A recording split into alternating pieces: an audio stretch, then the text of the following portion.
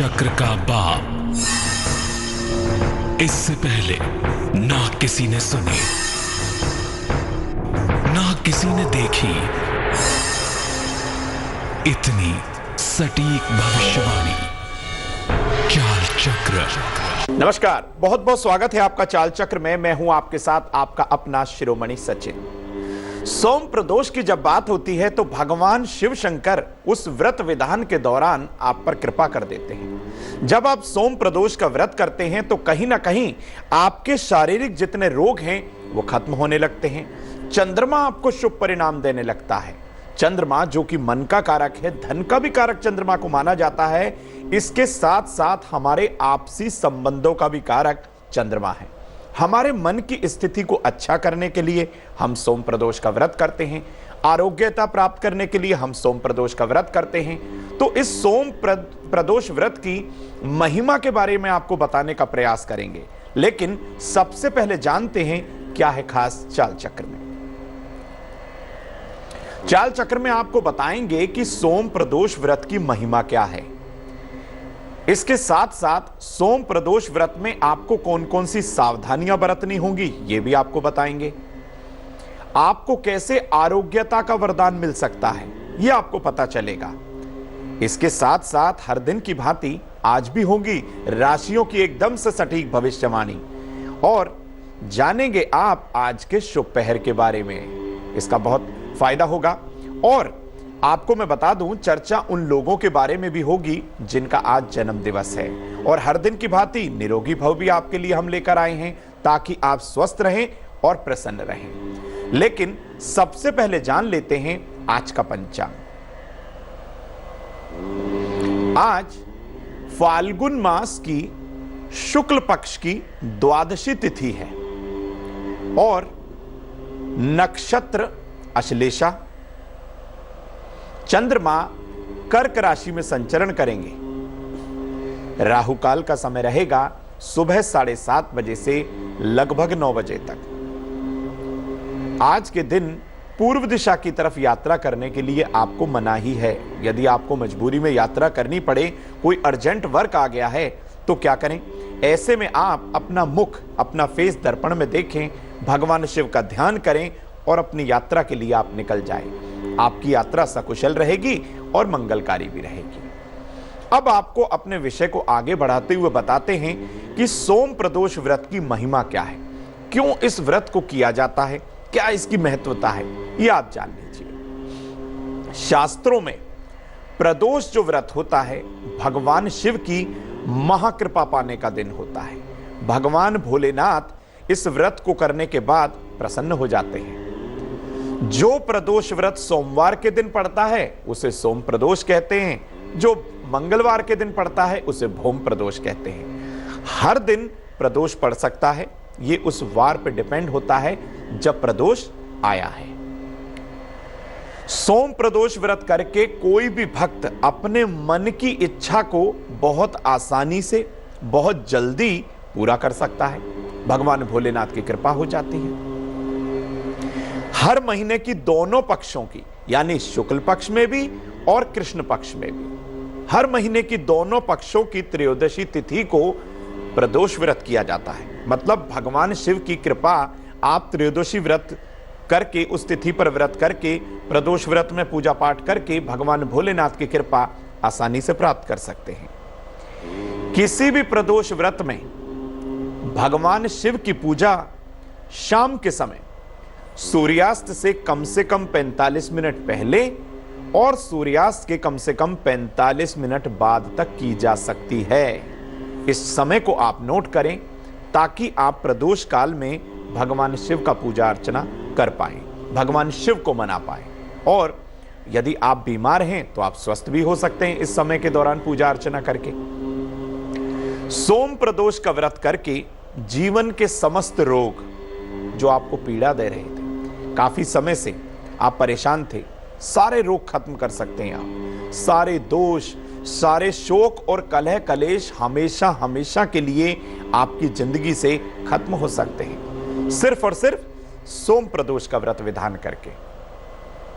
सोम प्रदोष का व्रत करने वाला व्यक्ति सदा सुखी और आरोग्यवान रहता है। उसके संपूर्ण पापों का नाश इस व्रत विधान को करने के बाद बिल्कुल हो जाता है। तो इस व्रत विधान को जरूर करना चाहिए। यदि आप व्रत नहीं कर पा रहे हैं, स्वस्थ नहीं हैं और आपको पूजा अर्चना करनी है, तो आप शाम के समय जो हमने आपको समय बताया, आप उस समय पूजा अर्चना करिए।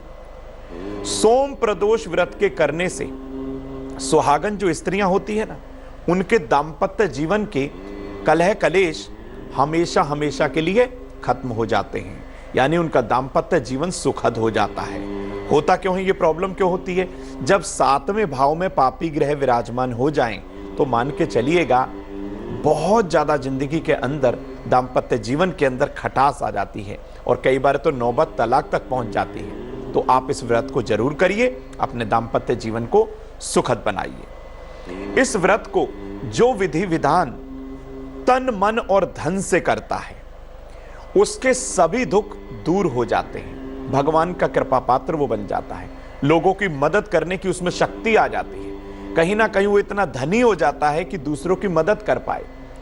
यानी उसके पास धन की जो है आवक, धन की इनकमिंग, धन की बरकत इतनी ज्यादा हो जाती है कि वो जरूरत मदद भी बहुत आसानी से कर पाता है। तो इस सोम प्रदोष व्रत को आप भी कर सकते हैं।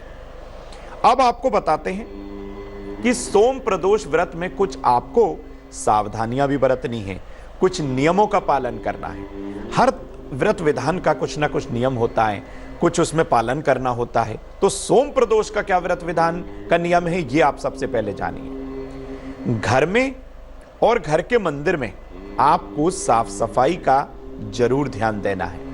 ऐसा ना हो कि आप व्रत विधान करें, भगवान शिव को मनाएं, उनकी पूजा अर्चना करें और आपके घर में सफाई ना हो, आपने मंदिर को स्वच्छ ना किया हो। इस चीज का आप जरूर ध्यान रखिए। साफ सुथरे कपड़े पहनकर ही भगवान भोलेनाथ परिवार की, भगवान शिव परिवार की आपको पूजा अर्चना करनी है। सारे व्रत विधान में मन में किसी तरीके का गलत विचार नहीं आने देना है। किसी के लिए भी कोई ईर्ष्या की भावना ना आए, किसी पर आप गुस्सा ना करें, मन में लालच ना आने दें, मन में किसी तरीके का कोई काम भाव ना आने दें। इस चीज का आपको ध्यान रखना है। अपने गुरु और अपने पिता के साथ बिल्कुल सम्मान पूर्वक आपको बात करनी है। हमेशा आपको इस तरीके का बातें अपनानी चाहिए। सारे व्रत विधान में अपने आप स्वयं को भगवान शिव को समर्पित कर दें कि हे भगवान शिव, हम आपकी शरण में हैं, आपकी कृपा के पात्र हैं, आप हमारे ऊपर कृपा करें, हमें आरोग्यता दें, हमारे शारीरिक कष्टों को कम करें। घर में हो सके तो तामसिक भोजन जैसे प्याज, लहसुन, मांस मदिरा का प्रयोग आपको भूलकर भी उस दिन नहीं करना है, क्योंकि आपको पानी है भगवान भोलेनाथ की कृपा। तो इस चीज का ध्यान रखिए। घर में आपसी जितने सदस्य हैं वो कलह कलेश से बिल्कुल बचें। कोई उनमें पहले से वाद विवाद है, वो वाद विवाद बिल्कुल ना होने दें। उनकी किसी बात पर कोई झगड़ा है, कलह कलेश है या प्रॉपर्टी को लेकर, धन को लेकर, तो खास तौर से सोम प्रदोष के व्रत में आप मौन रहें, आपसी वाद विवाद भूलकर भी ना करें। व्रत तो आपने कर लिया, पूजा पाठ कर ली, सुबह से आप तैयार हो गए, भगवान भोलेनाथ के मंदिर में आपने दर्शन किए, लेकिन इसका लाभ क्या मिलेगा ये भी जान लीजिए। सोम प्रदोष व्रत करने से भगवान शिव की पूर्ण कृपा प्राप्त की जा सकती है। चाहे वो रोग को लेकर हो, आप रोगी हैं यदि तो रोग खत्म हो जाएंगे, आपके पास धन का अभाव है तो धन आ जाएगा, नौकरी की दिक्कत है तो नौकरी मिल जाएगी, व्यापार नहीं चल रहा तो व्यापार चलेगा। यानी कि सोम प्रदोष व्रत करने से भगवान शिव की पूर्ण कृपा आप पर हो जाती है। इससे जीवन में कभी भी किसी भी प्रकार का अभाव नहीं रहता। धन का, नौकरी का, व्यापार का, बच्चों का, सारे सुख आपको मिलते हैं, किसी भी चीज की कमी नहीं रहती। आर्थिक संकटों का समाधान अपने आप ही होने लगता है, धन अपने आप ही बरसने लगता है। आर्थिक संकटों का समाधान यदि आप चाहते हैं तो प्रदोष व्रत आपको जरूर करना चाहिए। प्रदोष व्रत के प्रभाव से हर तरह के रोग दूर तो होते ही हैं, लंबी से लंबी चली आ रही बीमारियां, पुराने से पुराने असाध्य रोग भी अपना जो है प्रभाव कम करने लगते हैं, यानी बीमारियां आपकी कम होने लगती हैं। और बीमारियों पर होने वाला खर्च भी कम हो जाता है। जब बीमारी नहीं होगी तो आप दवा क्यों खरीदेंगे? जब बीमारी नहीं होगी तो आप पैसा क्यों दवा पर खर्च करेंगे? तो धीरे धीरे आपका खर्चा भी कम होने लगता है।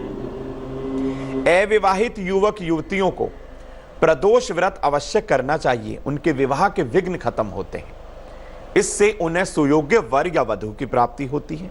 7वां भाव जब पीड़ित हो जाता है, 7वें भाव पर राहु की दृष्टि हो, 7वें भाव में मंगल शनि या सूर्य राहु चंद्रमा केतु की युति हो, तो कहीं ना कहीं दाम्पत्य जीवन में खलबली हो जाती है या फिर विवाह में दिक्कत ही बनी रहती है। भगवान शिव की पूजा अर्चना करके आप ज्ञान प्राप्त कर सकते हैं। मोक्षदाता है भगवान शिव। आप आध्यात्म की राह पर चलने का जो एक बहुत बड़ा प्रयास कर सकते हैं। तो प्रदोष व्रत करने वाले जितने भी लोग हैं वो आध्यात्म की राह पर चल पड़ते हैं, पूजा पाठ से जुड़ते हैं, मेडिटेशन से जुड़ते हैं, लोगों के अंदर परोपकार की भावना जागृत होती है। तो हमें इस व्रत को जरूर करना है। अब आपको बताते हैं कि सोम प्रदोष व्रत आपने किया, आपने पूजा अर्चना करी, सुबह के समय आप जल्दी उठे, स्नान किया, मंदिर गए, माता पिता के चरण स्पर्श किए, लेकिन इस सोम प्रदोष पर आपको कुछ दिव्य उपाय भी करने हैं। ये आपकी समस्याओं को खत्म करेंगे, चाहे वो समस्या कैसी भी हो, चाहे आपके दाम्पत्य जीवन को लेकर हो, सरकारी नौकरी की हो, या आपके पारिवारिक कलह कलेश की हो, किसी भी तरह की समस्या जो आपको लगता है कि वो समस्या बहुत समय से चल रही है, आपने मंत्र जाप किया, पूजा अनुष्ठान करवाया, इधर उधर बहुत घूमे, लेकिन कोई समाधान नहीं निकला। अब वो समाधान आज ही के दिन होगा भगवान शिव की महाकृपा से, क्योंकि भगवान शिव आशुतोष जो हैं भोले भंडारी हैं। यदि आप उनकी पूजा अर्चना करते हैं तो वो आपको सब कुछ दे देते हैं। सिर्फ और सिर्फ हमारे मांगने में कमी होती है, हमारी पूजा अर्चना में कमी होती है। तो हमें जब भगवान के मंदिर जाएं तो अपने आप को स्वयं को भगवान शिव के चरणों में समर्पित कर दें। वो तो दयालु हैं, कृपालु हैं, वो आपकी समस्या क्यों नहीं सुनेंगे, 100% सुनेंगे। इस उपाय को आप जरूर करिए। क्या करना है आपको इसके निमित्त? यदि आपके दाम्पत्य जीवन के अंदर कुछ खलबली है, कुछ बहुत दिक्कत है, खटास है, आपकी आपस में पति पत्नी की बात बनती ही नहीं, आपका वाद विवाद बहुत रहता है, क्या करें? यदि 7वें भाव में पापी ग्रहों के कारण आपके दाम्पत्य जीवन में कटुता आ गई है, खटास आ गई है, क्या उपाय करना है? 5 लाल गुलाब के फूल लीजिएगा, गुलाबी धागे में इनको पिरोइएगा। 5 लाल गुलाब के फूल, गिनती के 5, गुलाबी धागे में पिरोइए। पति पत्नी मिलकर इन सिर्फ और सिर्फ 5 फूलों की माला को, ध्यान रखिएगा गिनती 5 ही रखिए, इस माला को शाम के समय पति पत्नी मिलकर भगवान शिव को नमः शिवाय मंत्र का जाप करते हुए 27 बार बोलकर अर्पण कर दें। ऐसा करने से आपके दाम्पत्य जीवन के अंदर मधुरता आएगी और आपका आपसी वाद विवाद कहीं ना कहीं खत्म हो जाएगा। यानी पति पत्नी एक दूसरे को प्रेम पूर्वक जब सम्मान देंगे तो उनकी मधुरता तो आना लाजमी है। तो उनके बीच की जो कमियां हैं, जो कटुता है, जो नेगेटिविटी है, वो बिल्कुल दूर हो जाएगी। किसी निर्धन कन्या के विवाह में कुछ खाने की सामग्री आपको जरूर दान करनी है। ऐसा करना है आपको। आपके दाम्पत्य जीवन की खटास हमेशा के लिए खत्म समझिए। अब आपको बताते हैं, यदि आप रोग से पीड़ित हैं, आपको असाध्य रोग छोड़ नहीं रहे, डॉक्टर्स बदले आपने, हॉस्पिटल्स बदले आपने, लेकिन कोई फर्क नहीं, तो सोम प्रदोष के दिन अपनी श्रद्धा को, अपने विश्वास को, अपने सारे जो शारीरिक शक्ति आप लगा दीजिएगा इस उपाय को करने में। जिस किसी का भी लग्न या लग्नेश या छठा भाव पीड़ित है तो बीमारी उसका पीछा बिल्कुल नहीं छोड़ती, कहीं ना कहीं रोग उसको घेरे रहते हैं। चाहे वो सर दर्द हो, चाहे वो किसी तरह के डायबिटिक के पेशेंट हो, चाहे बीपी की समस्या हो। क्या करना है उपाय? आप हृदय रोग से पीड़ित हैं, नेत्र रोग से पीड़ित हैं, हड्डियों की बीमारियां आपको लग गई, क्या करना है उपाय? सबसे पहले आप ये जान लीजिए। सोम प्रदोष व्रत के दिन सफेद चंदन में आपको गंगा जल मिलाना है और इसका लेप अपने दाएं हाथ से सोम प्रदोष के दिन शाम के समय भगवान शिवलिंग पर कर देना है। बहुत अच्छे से आहिस्ता से लेप करिएगा, नमः शिवाय या शिव शिव शिव शिव मंत्र का आप जाप करते रहिएगा। ये लेप करने के बाद गाय के घी का, शुद्ध गाय के घी का एक दिया जलाकर अपनी रोग शांति की प्रार्थना करिए। भगवान भोलेनाथ के समक्ष कुशा के आसन पर बैठ जाएं, अपनी रोग शांति के लिए प्रार्थना करें कि हे भगवान भोलेनाथ, आप हमारे रोगों का शमन करें, हम इस रोग से बहुत ज्यादा परेशान हो चुके हैं। सरल से शब्दों में भगवान शिव को बोल दीजिए, उनको सारी भाषा आती है। तो आप ऐसा जरूर करें, आपके रोग जरूर खत्म होंगे। अब आपको बताते हैं, नौकरी आपको नहीं मिलती, सरकारी या प्राइवेट नौकरी से आप परेशान हो चुके हैं। एक नौकरी लगती है, छूट जाती है, फिर आप दोबारा अप्लाई करते हैं, तो बहुत परेशान हो चुके हैं। जिन लोगों की सरकारी नौकरी या प्राइवेट नौकरी में दिक्कत आ रही है, वह सोम प्रदोष के दिन शाम के समय भगवान शिवलिंग को जल में कच्चा दूध मिलाकर स्नान कराएं। एक चांदी या स्टील का लोटा लें, उसमें थोड़ा सा जल लें, उसमें दूध मिलाकर शिवलिंग का स्नान कराएं। शुद्ध चंदन का इत्र जरूर अर्पण करें। जल चढ़ाने के बाद इत्र लगाते हैं ना, जैसे आप तैयार हो जाते हैं, नहाते हैं, धोते हैं, उसके बाद जब आप वस्त्र पहनते हैं तो इत्र लगाते हैं, डियो लगाते हैं आप। ऐसे ही भगवान शिव को शुद्ध चंदन का इत्र अर्पण करें। देसी घी का दिया जलाएं, प्रणाम करके प्रार्थना करें। इससे आपकी सरकारी या प्राइवेट नौकरी की चिंता बहुत जल्दी खत्म होगी। निरोगी भव में आज हम आपको बता रहे हैं, यदि आप घुटने के दर्द से परेशान हैं, काफी पीड़ा है आपके घुटने में, तो आप सरसों के तेल को गर्म करिएगा, उसमें कुछ लौंग डालिएगा और उसको थोड़ा ठंडा करने के बाद अपने दाएं या बाएं हाथ से, हल्के हाथ से अपने घुटनों पर मालिश करिएगा। कुछ समय तक आप करके देखिए, आपको लाभ जरूर होगा। अब मेष से लेकर मीन राशि तक का जान लेते हैं राशिफल। मेष राशि, अपने क्रोध पर काबू रखें और गुरु का सम्मान करें। लाल फल का दान आपके लिए अच्छा रहेगा। शुभ रंग आपके लिए हरा होगा। भाग्य का प्रतिशत होगा 86। वृषभ राशि, व्यापार में फायदा होगा। बुजुर्गों की सलाह लें। लाल वस्त्र का, लाल फल का आप दान कर सकते हैं। शुभ रंग गुलाबी और भाग्य का प्रतिशत 70। मिथुन राशि, नौकरी की परेशानियां खत्म होंगी, लेकिन वाहन ध्यान से चलाएं। कुछ फलों का दान कर दीजिए, अच्छा रहेगा। शुभ रंग मैरून, भाग्य का प्रतिशत 68। कर्क राशि, दांपत्य जीवन में मधुरता आएगी। पारिवारिक परेशानियां भी खत्म होंगी। गुलाबी कपड़े का दान करें। शुभ रंग आपके लिए लाल, भाग्य का प्रतिशत होगा 90। सिंह राशि, नौकरी का तनाव खत्म होगा। अपने से बड़ों का भरपूर सम्मान करें। पीले चंदन का दान कर दीजिए, अच्छा रहेगा। शुभ रंग सफेद, भाग्य का प्रतिशत 78। कन्या राशि, विद्यार्थी पढ़ाई पर ध्यान दें। उधार दिया हुआ पैसा आपको वापस मिल सकता है, लेकिन चावल का दान कर दीजिए। शुभ रंग गुलाबी, भाग्य का प्रतिशत 77। तुला राशि, स्थान परिवर्तन का योग बना हुआ है। रिश्तों में प्यार पहले से ज्यादा होगा। लाल मसूर का दान करें। शुभ रंग काला और भाग्य का प्रतिशत 87। वृश्चिक राशि, बुजुर्गों का सम्मान करें। व्यापारिक यात्रा का योग बना हुआ है। लाल वस्त्र का दान कर दीजिए। शुभ रंग गुलाबी, भाग्य का प्रतिशत मात्र 76। धनु राशि, परिवार के साथ कहीं घूमने जा सकते हैं। पिता की ओर से काफी खुशी मिलेगी। दवा का दान करें।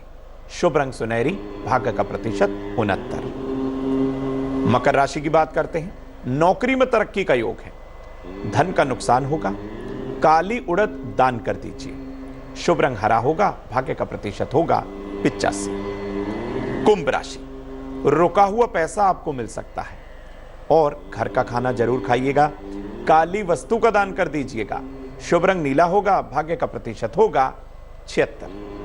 अब मीन राशि यानी कि पाइसेस, पारिवारिक स्थिति पहले से बेहतर होगी, लेकिन किसी के साथ झगड़ा भूलकर भी ना करें। सुनहरी वस्त्र आप दान में दीजिए किसी को। शुभ रंग आपके लिए पीला, भाग्य का प्रतिशत होगा 88 यानी कि 88।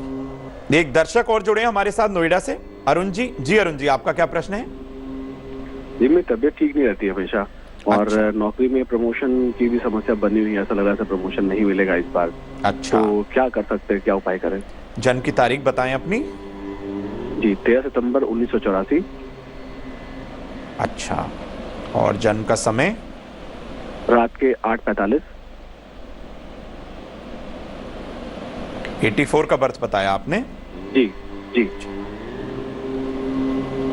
जन्म का समय एक बार दोहराइए। 8:45 PM। जी, और जन्म का स्थान बता दीजिए। गया, बिहार। गया, बिहार। और आप अपने कैरियर को लेकर चिंतित हैं, प्रमोशन को लेकर चिंतित हैं?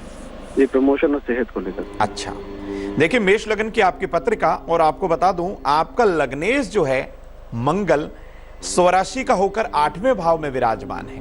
जब लग्नेश 8वें घर में चला जाए, छठे घर में चला जाए या फिर 12वें घर में चला जाए तो स्वास्थ्य को लेकर आप चिंतित हो जाते हैं, जैसा कि आप हो रहे हैं।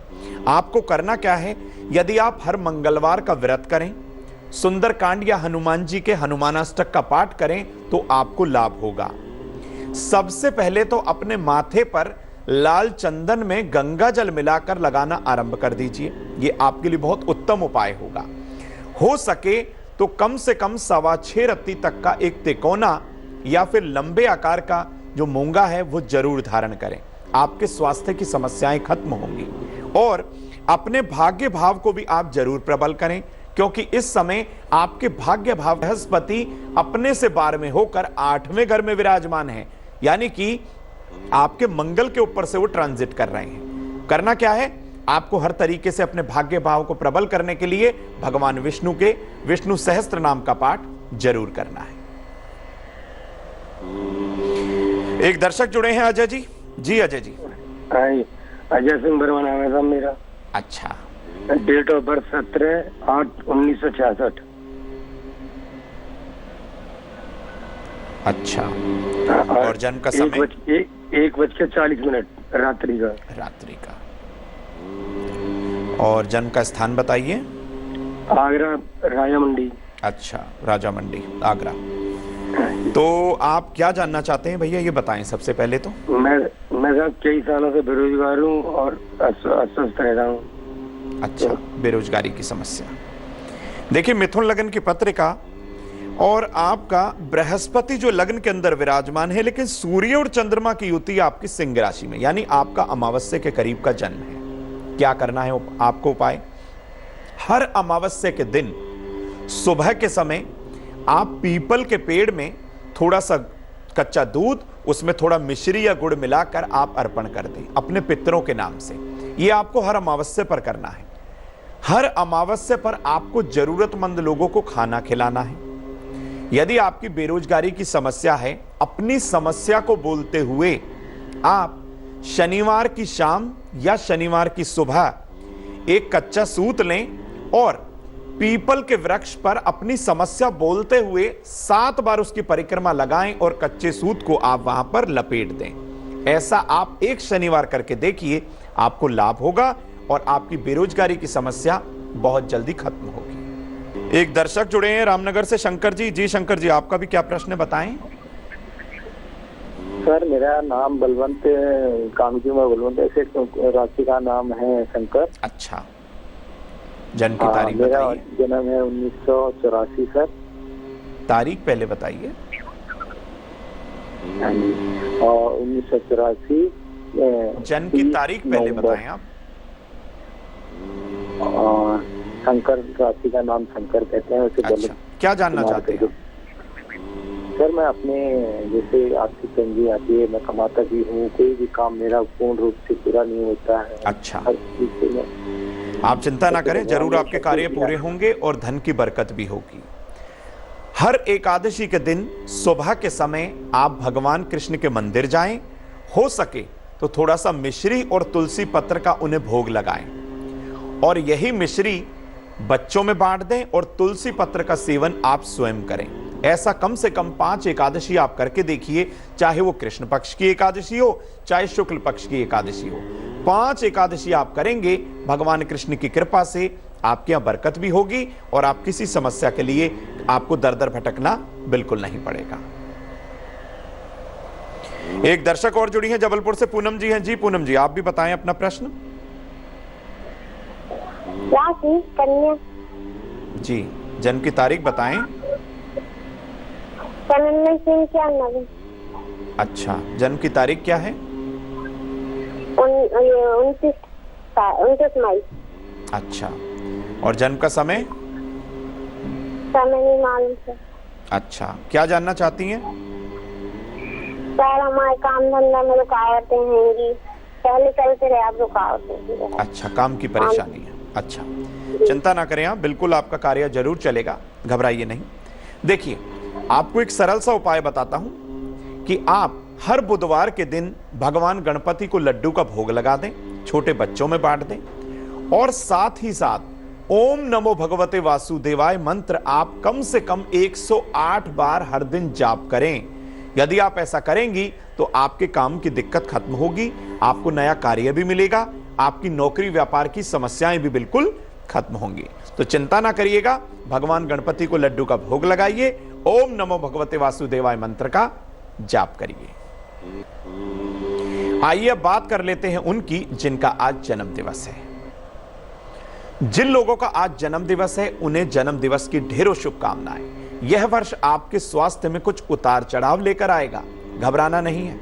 इस वर्ष धन की स्थिति पहले से बेहतर होती दिखाई दे रही है और अगस्त महीने तक कैरियर में कोई बदलाव भूलकर भी ना करिएगा।